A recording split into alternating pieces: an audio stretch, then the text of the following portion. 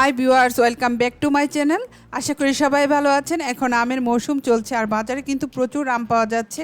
আর আমটা আমাদের সবারই খুব পছন্দের একটি ফল। আর এখন যে গরম পড়েছে, এই গরমে কিন্তু আমরা সবাই ঠান্ডা এবং আইসক্রিম এই জাতীয় খাবার বেশি খেয়ে থাকছি। আজকে আপনাদের জন্য নিয়ে এসেছি ম্যাঙ্গো আইসক্রিম রেসিপি। যারা আমরা আম খেতে পছন্দ করি তারা এই ম্যাঙ্গো ফ্লেভারের আইসক্রিমটি খুবই পছন্দ করি খেতে। আর চলুন তাহলে দেখে নিই বাসায় কীভাবে এই আইসক্রিমটি তৈরি করব। ম্যাঙ্গো আইসক্রিম তৈরি করার জন্য প্রথমে আমি আমগুলোকে ধুয়ে আমের খোসাটা ভালো করে ছিলে নিব। তারপরে হচ্ছে একটা চাকু দিয়ে আমগুলো আমি কেটে নিচ্ছি। এখন যেহেতু আমগুলো আমি কেটে ব্লেন্ড করব, তাই আমগুলো খুব ছোটো ছোটো টুকরো করে কাটার প্রয়োজন নেই। আমি জাস্ট একটু রাফলি স্লাইস করে নিচ্ছি। ব্লেন্ড করার পরে এটা এমনিতেই অনেক স্মুথলি একটা পেস্ট তৈরি হবে। এখন একটা ব্লেন্ডারের জাগে নিয়েছি। এখন আমটা আমি ভালো করে ব্লেন্ড করে নিব। আমার আমটা ব্লেন্ড করা হয়ে গিয়েছে। এখানে আমের স্মুথলি একটা পেস্ট তৈরি হয়েছে। এখন একটা বাটিতে আমি 250 ml হুইপ ক্রিম নিয়েছি এবং সেই হুইপ ক্রিমটাকে একটা ইলেকট্রিক বিটার দিয়ে কিছুক্ষণ বিট করে নিচ্ছি। আমি জাস্ট 1 থেকে 2 মিনিটের মতো বিট করে নিব। বেশিক্ষণ বিট করতে হবে না, জাস্ট 1-2 মিনিট একটু বিট করে নিলেই হবে। এখন এই হুইপ ক্রিমটা বিট করে আমি এর মধ্যে দিয়ে দিব কনডেন্সড মিল্ক। আর আপনারা এখানে কনডেন্সড মিল্কের পরিবর্তে সুগারও ইউজ করতে পারেন, তবে আইসক্রিমের মধ্যে কনডেন্সড মিল্কটা ইউজ করাই বেটার। এখানে আমি 1/3 কাপ পরিমাণ কনডেন্সড মিল্ক দিয়ে দিচ্ছি।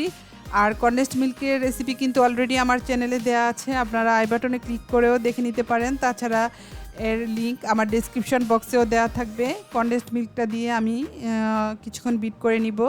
হুইপ ক্রিমের সাথে কনডেন্সড মিল্কটা দিয়ে বিট করে নিচ্ছি। এখন কনডেন্সড মিল্কটা দিয়ে কিছুক্ষণ বিট করার পর আমি এর মধ্যে অ্যাড করে দিচ্ছি যে ম্যাঙ্গো পেস্টটা তৈরি করেছিলাম, সেই পেস্টটা আমি এখানে অ্যাড করে দিলাম। এখন ম্যাঙ্গোর পেস্টটা দিয়েও আমি আরও কিছুক্ষণ এটা একটু বিট করে নিব।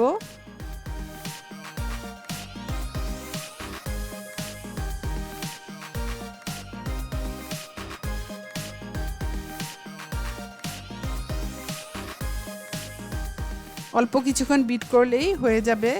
জাস্ট সব কিছু ভালো করে একসাথে ভালো করে মিশিয়ে নিতে হবে। আমার বিট করা হয়ে গিয়েছে, এটাকে আর আমি বিট করব না। এখন আমি এর মধ্যে অ্যাড করে দিচ্ছি অরেঞ্জ ফুড কালার। আর এখানে আমি দিয়ে দিচ্ছি অল্প একটু ম্যাঙ্গো এসেন্স। আর ফুড কালারটা দেওয়ার কারণে আইসক্রিমের কালারটা ভালো আসবে। আর এসেন্সটা দেওয়ার কারণে আইসক্রিমে যে ম্যাঙ্গোর যে সুন্দর ফ্লেভারটা, সেই ফ্লেভারটা পাওয়া যাবে এসেন্সটা দেওয়ার কারণে। এখন সব কিছু আমি একটা স্প্যাচুলা দিয়ে ভালো করে মিক্স করে নিচ্ছি। এখন যে এই বক্সের মধ্যে আমি আইসক্রিমটা তৈরি করব, প্রথমে একটা বক্স নিয়েছি এরকম প্লাস্টিক কন্টেনার। এটার মধ্যে আইসক্রিমটা দিলে এখন 2 হাতে আইসক্রিমের বক্সটা একটু ট্যাপ করে নিচ্ছি যাতে এর ভিতরে কোনো লাম্পস না থাকে। এখন এই বক্সটা আমি ঢাকনা বন্ধ করে এটাকে ফ্রিজে রেখে দিব প্রায় 8 ঘন্টার জন্য। আপনারা চাইলে এই আইসক্রিমটাকে সারা রাতও ফ্রিজে রাখতে পারেন। 8 ঘন্টা পর আমি এটাকে ফ্রিজ থেকে বের করে নিয়ে আসছি। আমার আইসক্রিমটা বসে গিয়েছে। দেখুন আমার আইসক্রিমটা একদম রেডি। এখন আমি একটা আইসক্রিম স্কুপার একটু হালকা গরম পানিতে ভিজিয়ে নিচ্ছি। এখন আমি বক্স থেকে স্কুপার দিয়ে আইসক্রিমটা একটা বাটিতে উঠিয়ে নিচ্ছি। দেখুন খুব সুন্দরভাবে আমার আইসক্রিমটা উঠে যাচ্ছে। দেখুন আমার আইসক্রিমটা খুব সুন্দর করে বসে গিয়েছে, একদম দোকানের মতো। আর ম্যাঙ্গো আইসক্রিমের টেস্টটা কিন্তু আপনার পাকা আমের টেস্টটা যদি ভালো হয়, পাকা আমটা যদি ভালো হয়, তাহলে আইসক্রিমটাও খেতে ভালো লাগবে। তাই অবশ্যই আপনারা ভালো আম দিয়ে এই আইসক্রিমটা বানানোর চেষ্টা করবেন।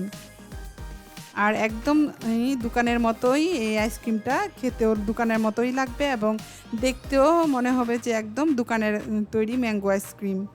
দেখলেন তো কত সহজেই ঘরেই ম্যাঙ্গো আইসক্রিম তৈরি করা যায়। আশা করি আজকের এই রেসিপিটি আপনাদের ভালো লেগেছে। ভালো লাগলে অবশ্যই আমার চ্যানেলটি সাবস্ক্রাইব করুন, লাইক কমেন্ট শেয়ার করুন। সবাই ভালো থাকবেন। আল্লাহ হাফেজ।